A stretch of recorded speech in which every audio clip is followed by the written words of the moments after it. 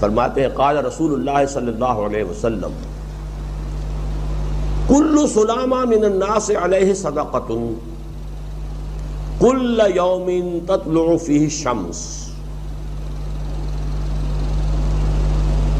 انسانوں کے ہر جوڑ پر ایک صدقہ واجب ہے.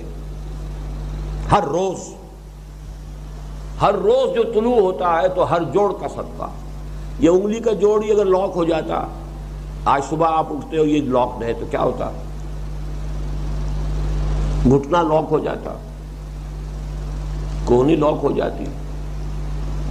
صبح کو انسان اٹھے کہ میں بھلا چنگا ہوں. کل یوم تطلع فی الشمس، ہر دن جس میں کہ سورج جو ہے طلوع ہوتا ہے اس میں ہر جوڑ پر ایک صدقہ واجب ہے. اس کو شیخ سعدی نے بہت عمدگی سے کہا ہے. ہر سانس جب انسان کے اندر جاتا ہے موجب تقویت ہوتا ہے. آکسیجن گئی، قوت ملی، اسی کو برن کریں گے انرجی ملے گی. سانس باہر نکلتا ہے، یہ صفائی کا ذریعہ بنتا ہے. کاربن ڈائی آکسائڈ اور بہت سی چیزیں نکل گئی. بس بر ہر نفس 2 شکر واجب بس. ہر سانس پر 2 مرتبہ شکر کرنا چاہیے. ہر سانس اندر گیا موجب تقویت، باہر بنا موجب تنقیح. لہذا پس بر ہر نفس 2 شکر واجب بس. تقریباً اسی طرح کا یہ معاملہ ہے. لیکن اب یہ کیسے صدقے ہوں گے؟ اس صدقے ہی کے جیسے کہ پہلے آ چکا ہے اسی کی یہ تعریف میں ہے. تعدل بین اثنین صدقۃ، 2 آدمیوں کے درمیان عدل کراؤ، فیصلہ کرا دو عدل کے ساتھ، یہ بھی صدقہ ہے.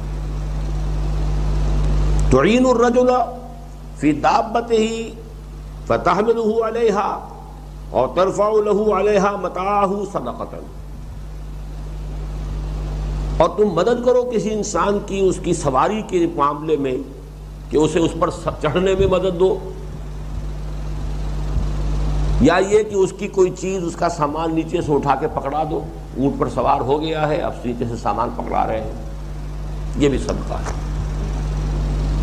والکلمۃ الطیبۃ صدقۃ، ہر پاک بات جو اپنی زبان سے نکالو گے وہ صدقہ ہے. فلیقل خیرا او لیصمت، بات صحیح کرے، اچھی کہے یا خاموش رہے. تو ہر اچھی بات جو زبان سے نکلتی صدقہ ہے. وبکل خطوۃ تمشیہا الی الصلاۃ صدقۃ، اور ہر قدم جو وہ نماز کے لیے جاتا ہے تو اٹھاتا ہے یہ صدقہ ہے. وَتُمِيتُ الْعَزَاءَ عَنِ الطَّرِيقِ صَدَقَةٌ، نہ کوئی غم کرو نہ خوف، خوشیاں مناؤ جنت کی جس کا تم سے وعدہ کیا گیا تھا. اللہ کی ربوبیت پر اطمینان جب انسان کو ہو جاتا، میرا رب اللہ ہے، ربی اللہ، انسان کے لیے نہ کوئی کھٹکا، نہ کوئی خطرہ، نہ کوئی خوف، نہ کوئی حزن. جو کچھ ہو رہا ہے کس کے اذن سے ہو رہا ہے؟ اللہ کے اذن سے. اللہ کے اذن کے بغیر پتہ تک نہیں ہلتا. یہ کوئی اندھا بہرا مادہ نہیں ہے جس سے مجھے کوئی خوف ہو. اندھا بھینسا چلا رہا ہو اس سے تو ڈرنے کا ہر انسان کو ڈرنا چاہیے، نہ معلوم کس کو ٹکر مار دے. لیکن نہیں، اس کائنات کو چلانے والا ایک سمیع و بصیر خدا ہے. وہ جو میرا دوست ہے، میرا ولی ہے. اللہ ولی الذین آمنوا یخرجہم من الظلمات الی النور. اللہ اہل ایمان کا ولی ہے، ساتھی ہے، پشت پناہ ہے، مددگار ہے، حمایتی ہے. بتائیے جسے یقین ہو جائے کہ اللہ میرا مددگار، اللہ میرا محافظ، اللہ میرا پشت پناہ، اللہ میرا حمایتی، اس کے لیے کوئی خوف ہوگا؟ اس سے کوئی ڈر ہوگا؟ میں مثال دیا کرتا ہوں ایک بہت سادہ، پنجاب کے دیہات کی. وہ بڑا چودھری ہے اور کوئی غریب کسان ہے. اس غریب کسان کی کہ جانوروں کو ہر وقت اندیشہ ہوگا چوری کا، کوئی میری بھینس کھول کر نہ لے جائے، کوئی میرا بیل کھول کر نہ لے جائے. لیکن جس کے بارے میں یہ سب کو معلوم ہو کہ وہ جو بڑا چودھری ہے وہ اس کا دوست ہے، اس کی بچیا کو کوئی خوف ہوگا؟ اس کی بھینس پر کوئی ہاتھ ڈالے گا؟ اسے کوئی اندیشہ ہوگا؟ نہیں. کیوں؟ کہ وہ بڑا چودھری، بڑا اس کا یہاں کا سردار، جاگیردار، سب کو معلوم ہے وہ میرا دوست ہے، کوئی میرے خلاف اقدام نہیں کر سکتا. اس دنیا میں یہ چھوٹی سی بات اگر آپ کے دلی اطمینان اور سکون کا باعث بن سکتی ہے تو ذرا تصور کیجئے. میں لفظ تصور استعمال کروں گا صرف اس لیے کہ اس کا ہم جس کو کہتے ہیں ادراک اور شعور کر نہیں سکتے، اگر کے ساتھ کر سکتے. اگر یقین ہو کہ اللہ میرا مددگار اور یقین ہو کہ اللہ ہر آن میرے ساتھ ہے، پھر کوئی خوف، کس کا خوف؟ کوئی شے اللہ سے بالا تر ہے؟ کوئی قوت اس سے زیادہ طاقتور ہے؟ کوئی اس کے ارادے کو بدلنے والا ہے؟ کوئی اس کی مشیت کے آڑے آنے والا ہے؟ یہی بات ہے جو حضور نے فرمائی. یہ ایمان کا حاصل ہے لب لباب، کہ دیکھو اچھی طرح اس بات کو ذہن نشین کر لو. اگر تمام انسان مل کر تمہیں کوئی نقصان پہنچانا چاہے، نہیں پہنچا سکتے مگر جو کچھ اللہ نے لکھ دیا ہو، اور تمام انسان مل کر تمہیں کوئی نفع پہنچانا چاہے، نہیں پہنچا سکتے مگر وہ شے جو اللہ نے طے کر دی. آپ پھر میں کہوں گا ذرا طاری کیجئے، اسے فرض کیجئے، اسے سوچئے. اگر اس حدیث پر ہمارا دل ٹھکا ہوا ہو تو کسی سے ڈر ہوگا؟ یہ مجھے نقصان نہ پہنچا دے، یہ میری رپورٹ خراب نہ کر دے، یہ میری انکریمنٹ نہ رکوا دے، یہ میرا یہ نہ بگاڑ دے، یہ میرا یہ نقصان نہ پہنچا دے. اس کا ڈر، اس کا ڈر، اس کا خوف، اس کی خوشامد، اس کے لیے جا کر طرح طرح سے اپنی عزت نفس کو ذلیل کروانا اس کے سامنے. یہ سب کچھ کیوں کرتا ہے انسان؟ جب سمجھتا ہے کہ اس کے ہاتھ میں میرا کوئی نفع ہے، اس کے ہاتھ میں میرے لیے کوئی ضرر ہے، یہ مجھے کوئی غضب پہنچا سکتا ہے، یہ مجھے کوئی نقصان پہنچا سکتا ہے، یہ میرا کوئی کام بنا سکتا ہے، یہ میری کوئی ضرورت پوری کر سکتا ہے. اسی کا نام شرک ہے. جہاں آپ نے یہ سمجھا کہ غیر اللہ کے اندر کوئی طاقت موجود ہے، وہی شرک ہے.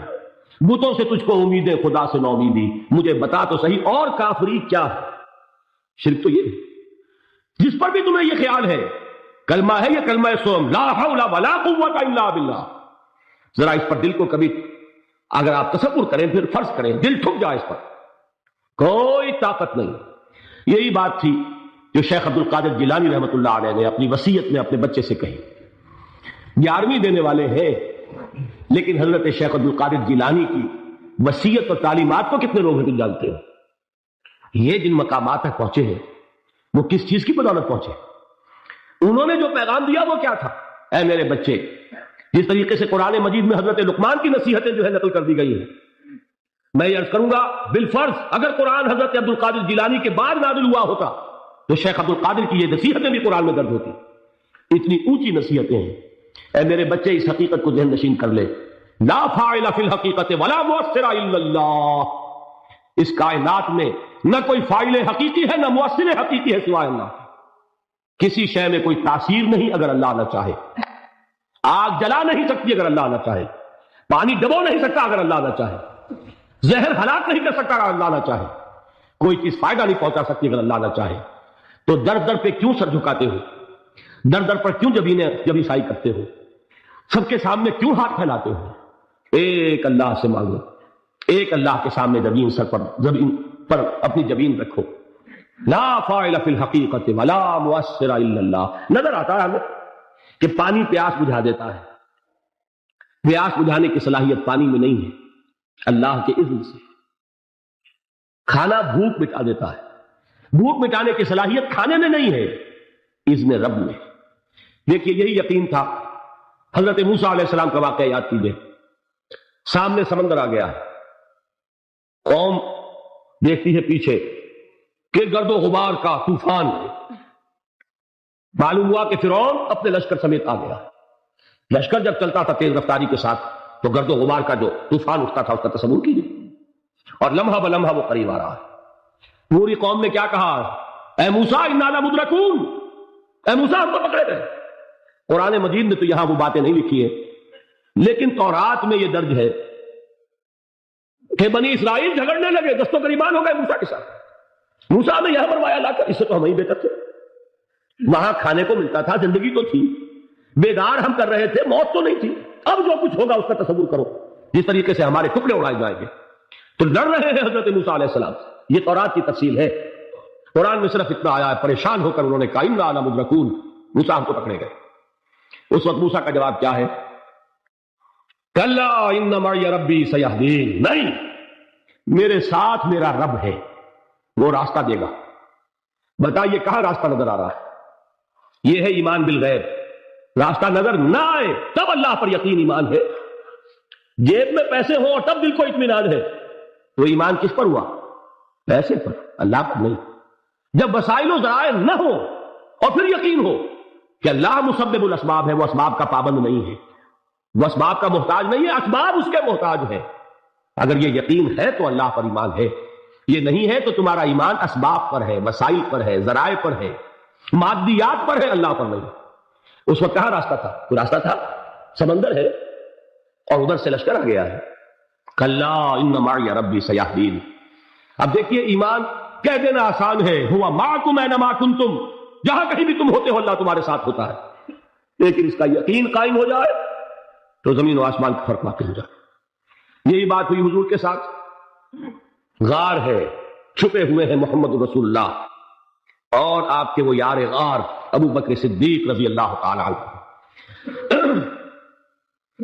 اقبال نے حضرت ابو بکر کی شان میں چند اشعار کہیں صرف، لیکن واقعہ یہ ہے کہ بھاری بھاری نظموں پر اور قصیدوں پر بھاری، طویل ترین نظمیں اور قصیدے ہوں ان پر بھاری۔